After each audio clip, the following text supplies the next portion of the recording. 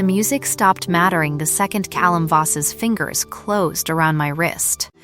I had counted 312 champagne flutes that night, refilled 40 of them twice, and memorized every exit in the Marchetti ballroom the way I memorized numbers, automatically, uselessly, because none of it was going to save me from the one thing I hadn't accounted for. Him, here, smiling like he still owned me. "You look well, Ren," he said, close enough that I could smell the whiskey under his cologne. "Almost like you forgot what you owe me." I hadn't forgotten. I would never forget. $11,000 of my father's debt, inherited the way you inherit a scar, and Callum had spent 2 years reminding me of it in every way that left no bruises anyone could see. My hand shook around the tray I was still somehow holding. 41 glasses. I would not drop a 42nd. "Let go of me," I said. It came out smaller than I wanted. He didn't. He never did. Not until it suited him, and behind the gold masks and the string quartet, nobody in that glittering room was going to notice a caterer being dragged toward the service hallway by a man in a tailored suit. That was the cruelty of invisibility. It worked both ways. So I did the only thing my body could think to do. I twisted free, dropped the tray, and ran, straight into the roped-off dais at the center of the room, straight past 2 men built like doorframes, straight into the lap of the one woman in Ashgrove Heights that even Callum Voss was afraid of. The Iron Widow. Dahlia Marchetti. I felt her go still beneath me, felt the whole table go still around her, 200 masked faces turning like a held breath. Up close, she didn't smell like danger. She smelled like clove smoke and gunmetal, dark and cold and startlingly clean. And her hand came to rest at my waist, not to shove me off, but to steady me, like she'd caught something falling and decided, on instinct, to keep it. "Miss Calloway seems to have misplaced her seat," Dahlia said, and her voice was quiet in the way that makes an entire room quieter to hear it. She didn't look at him. She looked at me, dark eyes assessing, unreadable, and then she said the 2 words that would end up rewriting the rest of my life. "Stay there." If you're already leaning toward the edge of your seat the way I was leaning into a stranger's lap, go ahead and subscribe to the channel before we go any further. I promise this story earns it. Callum's mouth opened and closed twice before anything came out. "She works for the catering company." There's clearly been some confusion. There's no confusion. Dahlia's thumb moved once against my hip, absent, grounding, the kind of touch that asked nothing and demanded everything all at once. I invited her. Nobody in that ballroom believed it, including me, but 2 of the doorframe men had already stepped between Callum and the dice, and I watched him do the math I'd been forced to do for 2 years, that there was no version of this confrontation he could win in public, and I watched him swallow it, bow with false grace, and disappear into the crowd like he'd planned his exit all along. I should have gotten up the second he was gone. I didn't. I sat there in a Mafia queen's lap in my second-hand catering uniform, my heart going so hard I was sure she could feel it through her sleeve, and I thought about how 3 hours ago I'd been counting drink orders, and now I couldn't remember my own name. "You're shaking," she said. "I'm fine. You're lying badly. It's almost charming." She said it without a flicker of warmth in her face, and yet something about the words landed soft, like she'd meant them as a kindness and simply didn't know how to sound kind out loud. Who was that? I could have lied.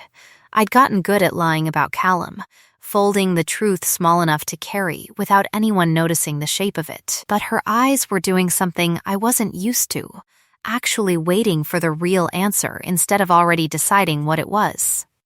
"Someone I used to be engaged to," I said.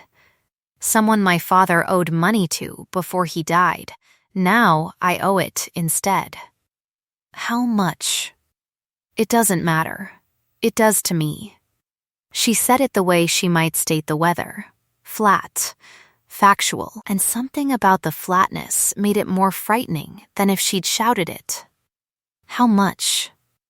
11,000, I admitted, and hated how my voice cracked on the last word. Dahlia Marchetti looked past me, toward the door Callum had vanished through, and for one unguarded second something moved behind her eyes that was not cold at all. Then it was gone, tucked back beneath the composure the whole city called armor. "Sit up straight," she said. "You're at my table now. People are watching." I sat up straight. I stayed. For the better part of an hour, I stayed exactly where she'd put me, perched at the edge of her knee like a girl who'd wandered into the wrong fairy tale, while the party swirled on around us, and nobody dared ask why. Dahlia conducted business in low murmurs with men twice her age who flinched when she looked at them. An accountant in a slim gray suit approached with a tablet, sliding it across the table for her signature, and it was only habit, the same ruthless, useless habit that had cost me my career 18 months ago, that made my eyes drop to the numbers scrolling past. Something in the third column didn't sit right. "Wait," I said, before I could stop myself. The accountant froze. Dahlia turned her head, one eyebrow lifting a fraction of an inch. "Wait, for what?" "That reconciliation." I pointed, my finger hovering an inch above the glass, not touching. The transfer total on line 4 doesn't match the deposit on line 11. It's off by exactly $40,000. The silence that followed had a texture to it, thick and electric. The accountant's face went the color of the tablecloth. "Show me," Dahlia said. I did the math out loud, the way I used to for professors who never believed a girl from a 2-bedroom apartment could carry columns of 6-figure sums in her head without a calculator. 40,000, moved twice, disguised as a rounding correction that only existed if you weren't paying attention. Dahlia watched me the entire time I spoke, and when I finished, she didn't look at the accountant. She looked at me like I'd just handed her something rarer than the necklace at her throat. "Get me Marisol," she said, and the accountant nearly ran. Marisol Reyes arrived within 90 seconds, compact, sharp-eyed, a scar through one eyebrow, radiating the specific hostility of a woman who did not like surprises at her boss's dinner table. She reviewed the numbers in silence, then swore under her breath in a language I didn't recognize. "She's right," Marisol said. "Someone's skimming the Delacroix account." Dahlia's hand tightened, just slightly, at my waist. "How long have you been able to do that?" "Since I was 9, I said. "It's the only thing I've ever been good at." "It's not the only thing." She said it quietly, almost to herself, and then, louder, to the table. "Miss Calloway will be joining my staff, effective tonight." Marisol, have her things collected from wherever she's currently living. She won't be going back. "I have a job," I said weakly. "2 jobs. You have a debt," Dahlia corrected, "that is about to become my problem instead of his, and you have a mind worth more than either of those jobs is paying you for." For the first time since I'd landed in her lap, something almost like a smile touched the corner of her mouth, unless you'd rather go back to counting drink orders for the man who just tried to drag you out of my ballroom. I thought of Callum's hand on my wrist. I thought of my empty apartment, the eviction notice folded into my coat pocket, the $11,000 that grew a little every month like something living and hungry.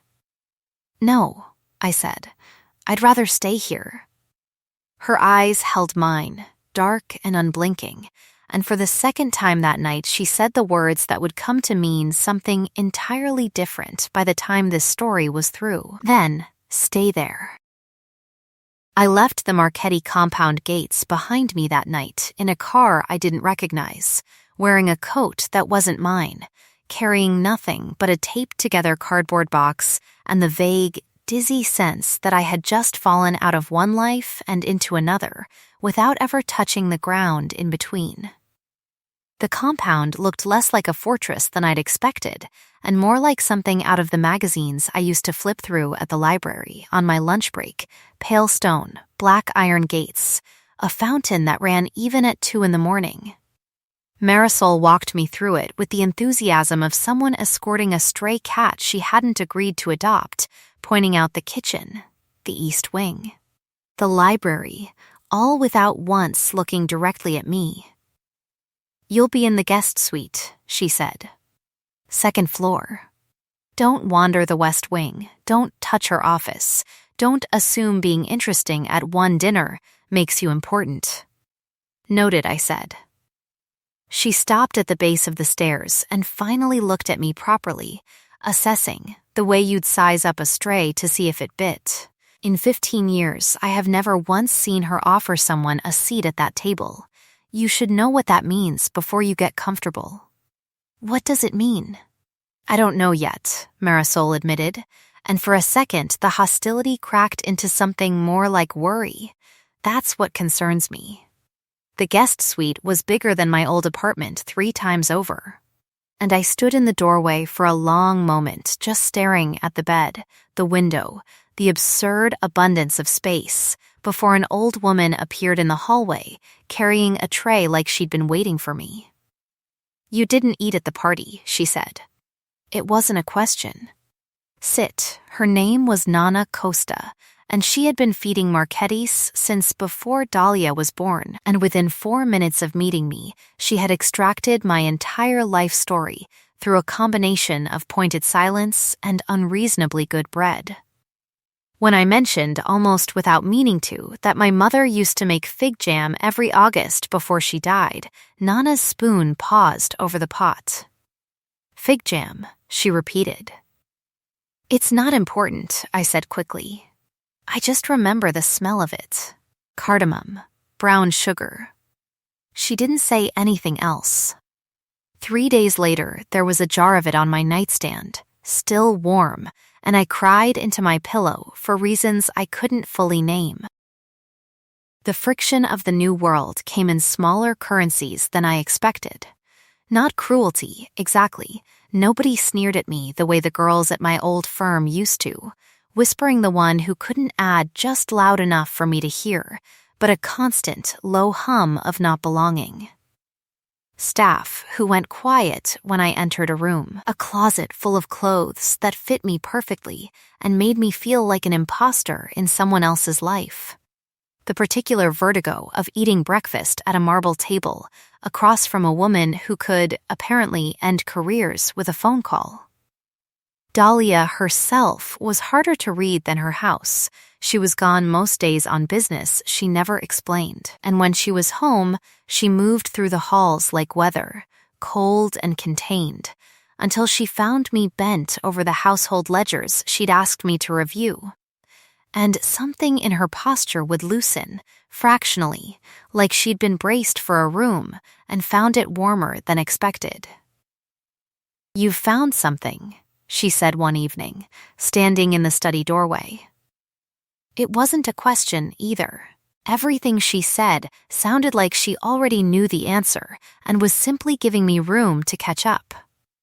3 shipments logged through a warehouse on 9th that doesn't officially exist, I said. Same handwriting pattern as the Delacroix skim.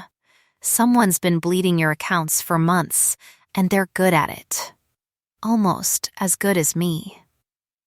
Almost. I haven't gotten caught yet. That earned the smallest exhale of something like a laugh, gone as fast as it came. She crossed the room and looked over my shoulder at the numbers, close enough that I caught the clove and gunmetal scent of her again, close enough that my pen stopped moving entirely. "There's a paper cut on your hand," she said. I hadn't noticed. She had. She took my wrist, gently. Nothing like Callum's grip, an entirely different language spoken with the same part of the body, and pressed a folded handkerchief to the cut, and I stood there feeling my pulse in my ears while the most feared woman in Ashgrove Heights bandaged a 2-inch scratch like it was the most important task she had that day. "You don't have to do that," I said. "I know." She didn't stop. "People whisper about me in this city." "Do you know what they call me?" "The Iron Widow," I said, before I could think better of it. Something flickered across her face, there and gone, a door opening onto a room I wasn't invited into yet. "Yes," she said. Why widow?" "Because I was married once." She finished tying the handkerchief and stepped back, the warmth in her expression sealing itself away as neatly as a door closing. "It's not a story for tonight." Before I could answer, Marisol appeared in the doorway, face tight in a way that made the whole room go colder.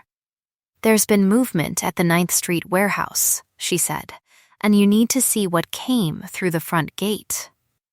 Dahlia was already moving. "What?" "A photograph," Marisol said, and her eyes flicked, once to me. "Of her." Marisol laid the photograph on the desk without ceremony, a picture of me leaving the corner store 2 days earlier, a red circle drawn crudely around my face in what looked like lipstick, and beneath it 4 words scrawled in handwriting I recognized instantly because I'd read 2 years of birthday cards in it. "She still belongs to us." "Callum," I said, and the name tasted like copper. Dahlia picked up the photograph, studied it for 3 long seconds, and set it down with a precision that frightened me more than if she'd thrown it across the room. "Tell me everything you know about him." "Not the debt.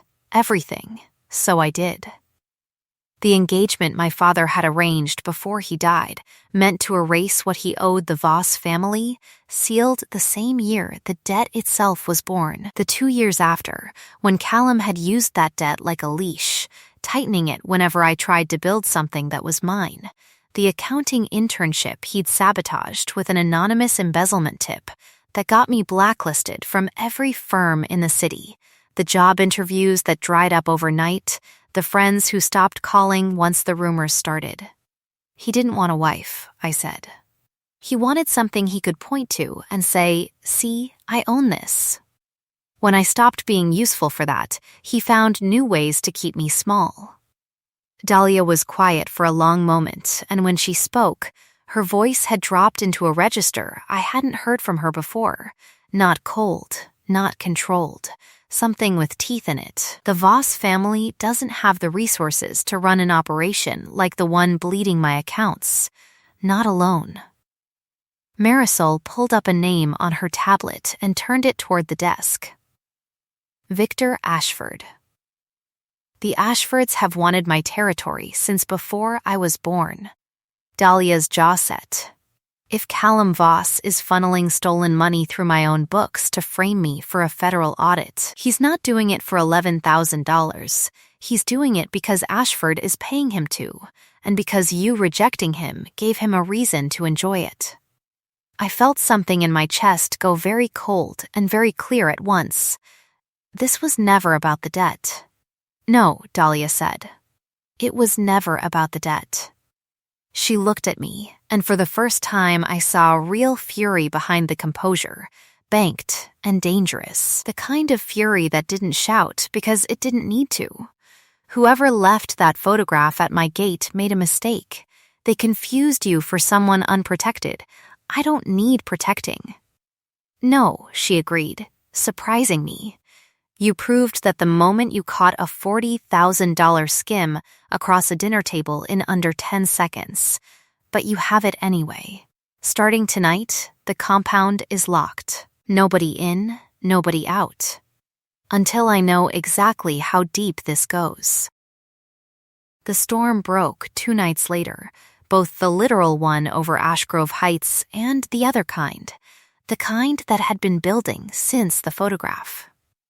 Rain hammered the windows while security did sweeps of the grounds every 20 minutes, and I sat curled in the study unable to sleep, watching lightning turn the garden white and then black again. Dahlia found me there near midnight. She didn't ask why I was awake.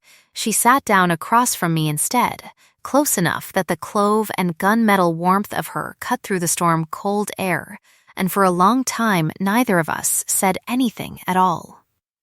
"There was a car this afternoon," she said finally. "Followed the grocery delivery van 2 blocks from the east gate before my men ran it off.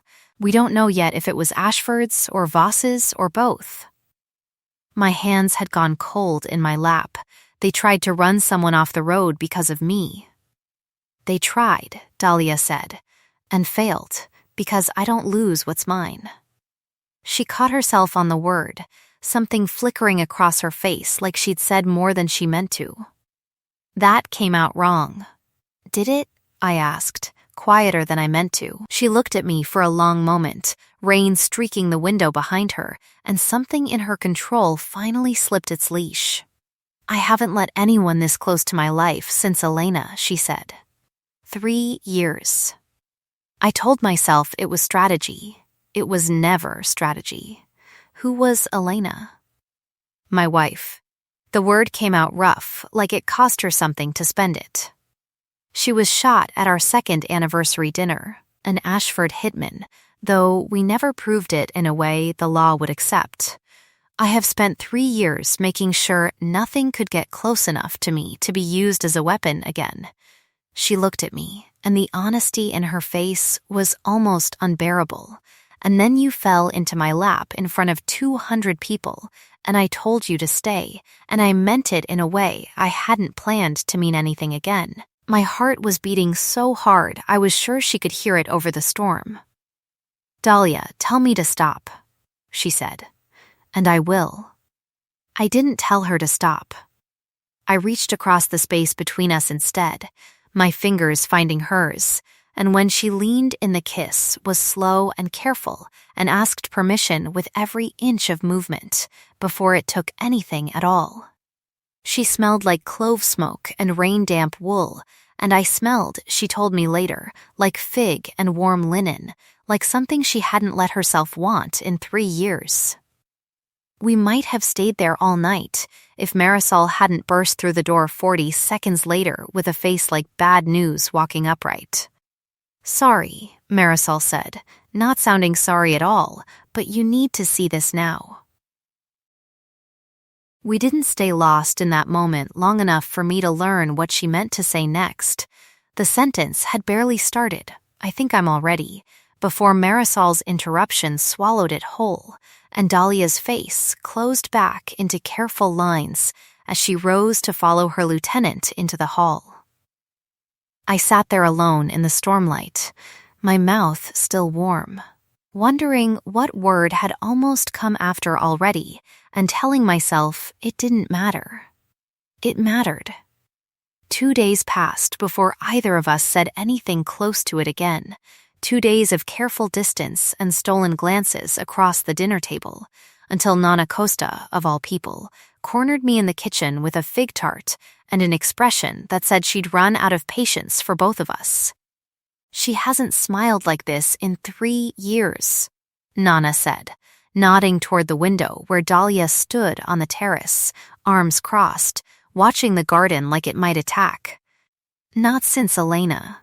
You should hear the whole of it before you decide what to do with it."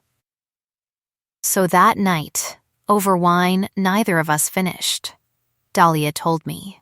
Not the clipped version from the storm, but all of it. How Elena had laughed too loud at her own jokes, how she'd hated the family business and loved Dahlia anyway, how the bullet meant for Dahlia's father had found Elena instead because she'd stepped in front of him at the worst possible second, a reflex of love that cost her everything. How Dahlia's mother, the woman who'd built the Marchetti empire before her, had raised her on one doctrine: control is armor, love is a door left open, and how for 3 years Dahlia had believed her. "I don't believe it anymore," Dahlia said, turning the wine glass in her hands without drinking from it. Control didn't save Elena. It didn't save my mother either, in the end. I think the door was always going to open. I just didn't expect it to be you standing on the other side of it. I told her mine in return, the humiliation of the blacklisting, the whispered nickname that followed me out of every interview, my father's debt and the guilt of surviving him, the locket I'd almost pawned the week before the gala, the one with my mother's photograph inside. Sold and unsold 3 separate times, because I couldn't quite make myself finish the transaction. Dahlia went very still. The locket. Silver. Oval. A crack through the hinge. How do you know what it looks like? She reached into her coat pocket and set it on the table between us, and I stared at it like it might disappear if I blinked. I had someone buy it back from the pawnbroker on 5th 2 weeks ago, she said. I didn't know how to give it to you without explaining why I'd been having you followed for your own protection.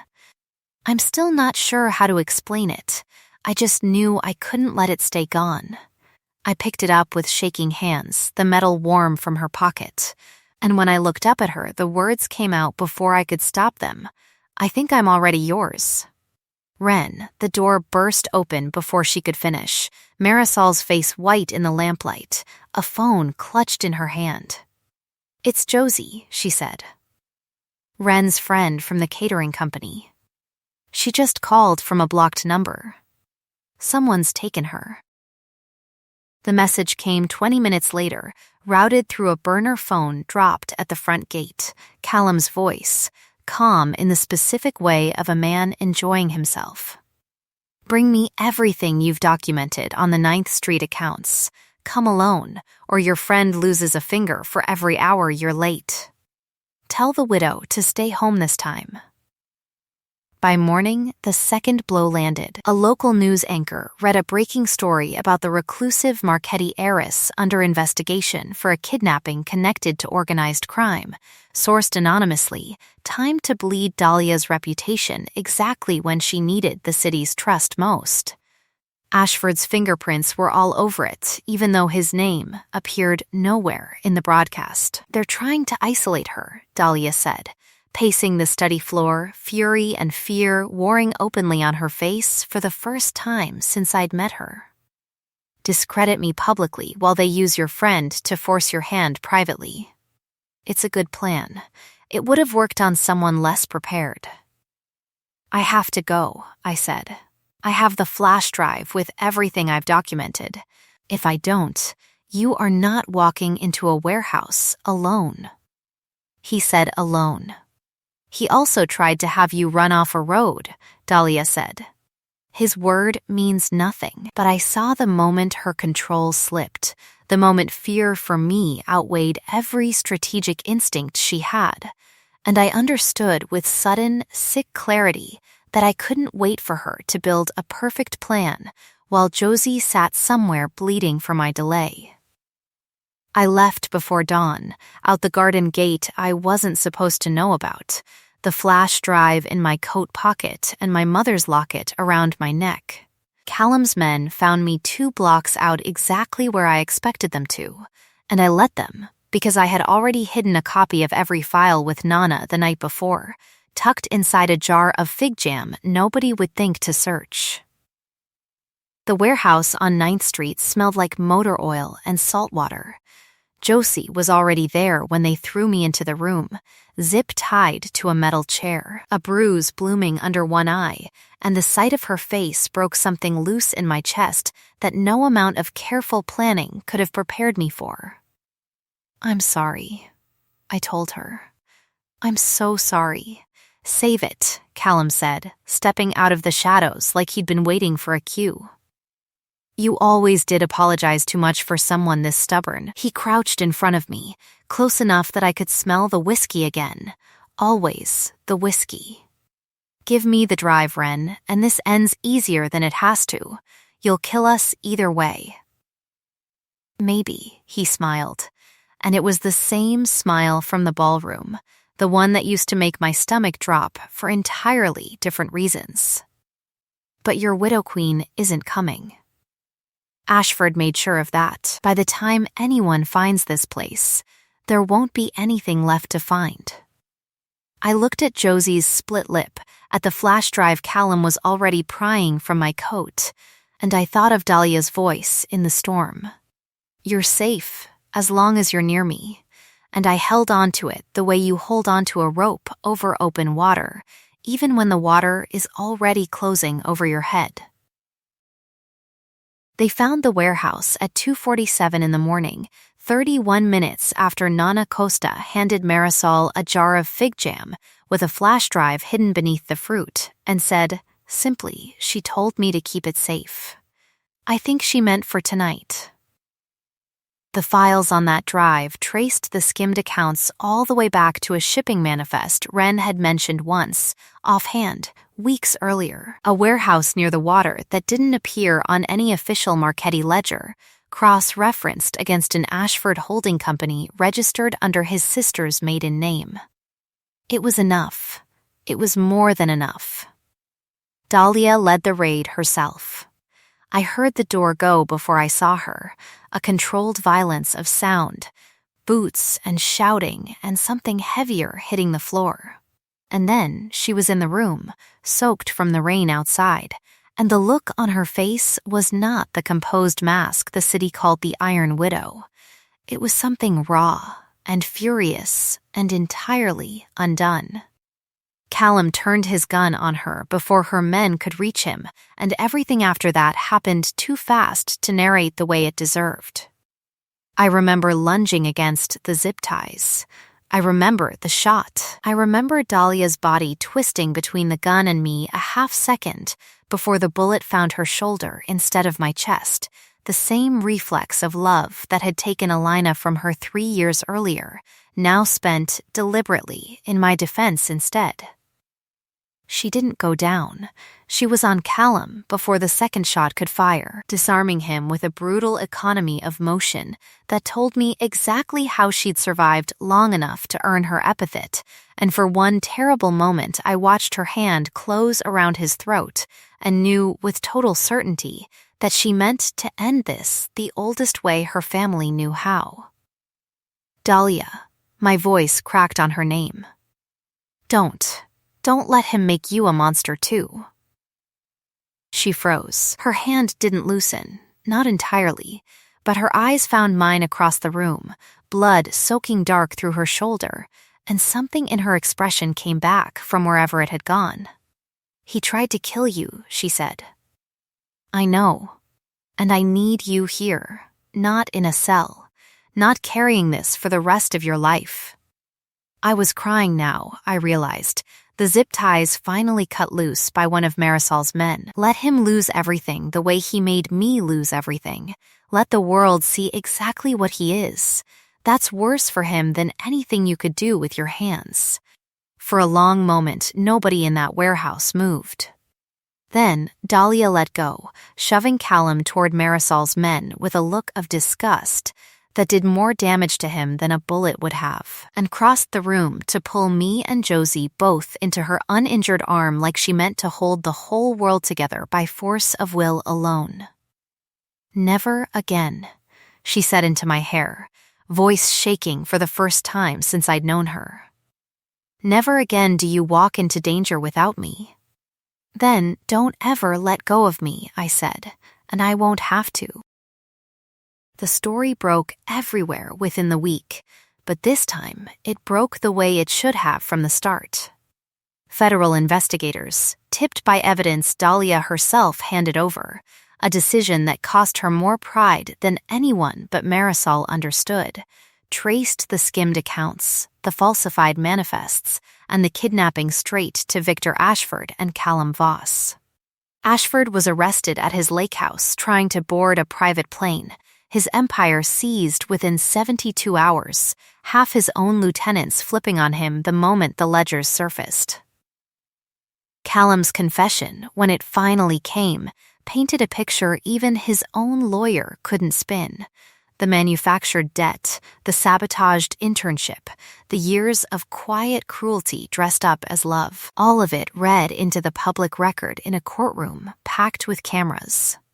The accounting firm that had blacklisted me 18 months earlier issued a formal retraction within the same news cycle. the senior partner calling to offer me my old position back with an apology so stiff it sounded rehearsed. I let him finish before I told him no. I had a different job now, one that didn't require anyone's forgiveness for a crime I never committed. Dahlia stood beside me at the press conference where the Marchetti family's own name was finally publicly cleared, her arm in a sling, her face composed for the cameras in the way the city expected of the Iron Widow. But when the questions turned toward me, the caterer who'd cracked a $40,000 fraud across a dinner table, the woman the tabloids were already calling her equal rather than her charity case, she didn't let go of my hand once. "I love her," she said, to a room full of reporters who hadn't asked, her voice steady and unhurried, the way she said everything that mattered. "I have loved her since the night she sat in my lap to escape a man who never deserved to touch her, and I intend to spend considerably more than the rest of my life making sure she never has to escape anything again." The cameras caught the rest, the parts the papers would print for weeks. What they didn't catch was later that night, in the quiet of her study, when she asked me, with words this time, not scent or instinct, if I would let her claim me the way the old customs demanded, a bond instead of a ceremony, permanent in a way paperwork could never be. "Tell me to stop," she said, lips at the curve of my throat, and I will. "Don't stop," I said, and meant it with everything I had left to give.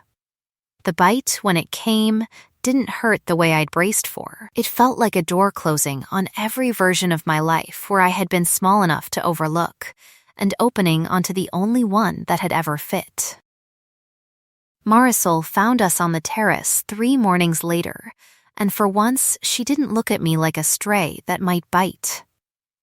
"In 15 years, she said, setting down a tray she clearly hadn't been asked to bring, I never saw her wait for anyone. I stopped waiting for her to change her mind about you a long time ago.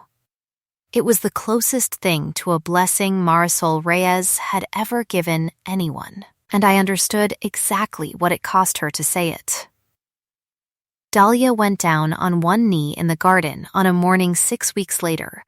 The fig tree Nana had insisted on planting finally budding its first leaves, and opened a small black box holding a ring set with a stone the exact color of clove smoke.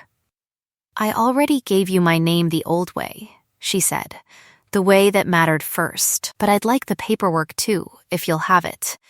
I'd like the whole city to know exactly whose you are, the way I've known since the night you refused to get out of my lap." "I never refused," I said, laughing through tears. "You told me to stay. I just never wanted to leave." We were married in that same garden the following spring, Nana crying openly through the vows. Josie serving as my witness, with a scar over one eyebrow that matched, unexpectedly, the one over Marisol's. The two of them having become, against every reasonable expectation, something warmer than allies over the months of investigation and recovery.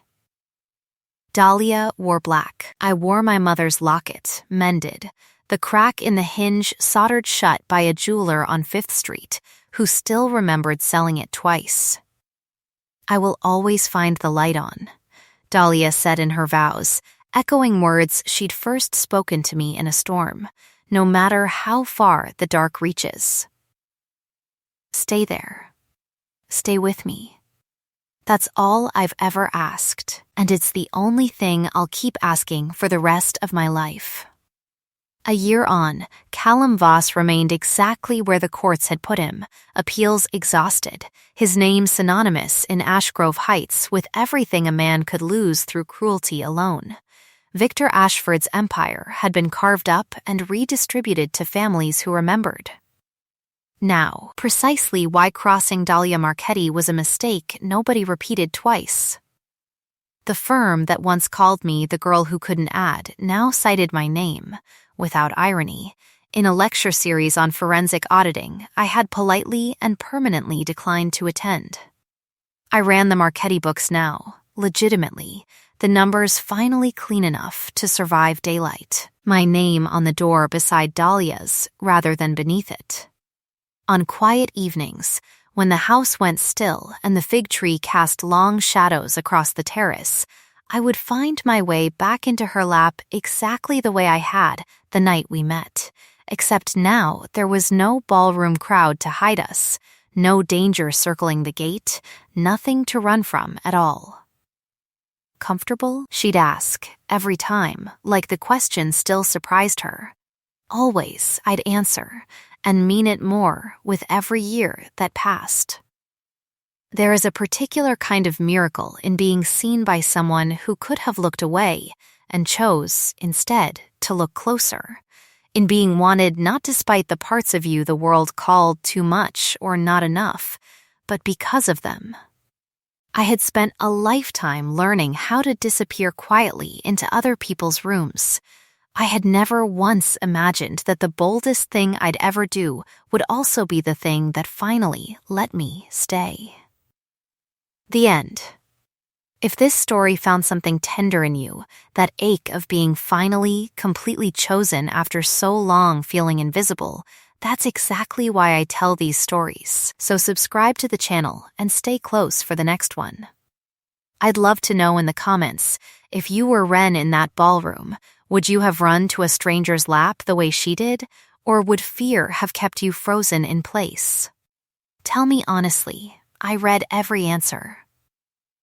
Until next time, may you find someone who looks at you the way Dahlia looked at Ren, like staying was never a request, only a promise. See you in the next story.